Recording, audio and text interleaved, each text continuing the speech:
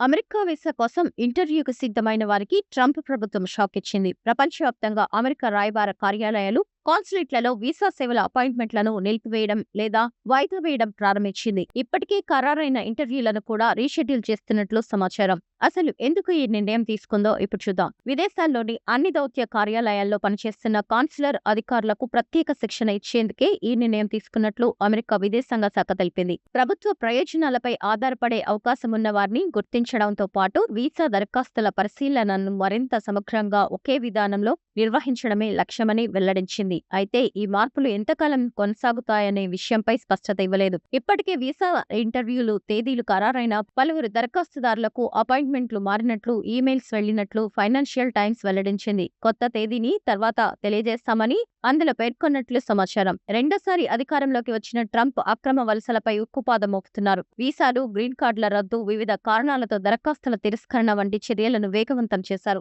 తాజాగా H-1B visa విధానంలోనూ భారీ మార్పులకు అమెరికా ప్రభుత్వం ప్రతిపాదనలు పరిశీలిస్తోంది. ఇది వేలాది మంది భారతీయుల ఐటీ నిపుణులపై ప్రభావం చూపే అవకాశం ఉంది. పర్యాటక, వ్యాపార వీసాలతో అమెరికాకు వెళ్లి తర్వాత ఆశ్రయం కోరుతూ అక్కడే ఉండేందుకు ప్రయత్నించిన దాదాపు 2 లక్షల మంది విదేశీయుల వీసాలను రద్దు చేయాలని ట్రంప్ ప్రభుత్వం యోచిస్తోంది. దేశీయ భద్రత కోసమే ఈ కఠిన చర్యలని ట్రంప్ చెబుతున్నారు. అయితే ట్రంప్ వలస విధానాలపై మానవ హక్కుల సంస్థలు తీవ్ర విమర్శలు చేస్తున్నాయి. చట్టబద్ధ వలసలకు కొత్త అడ్డంకులు సృష్టిస్తున్నారని ఆరోపిస్తున్నాయి.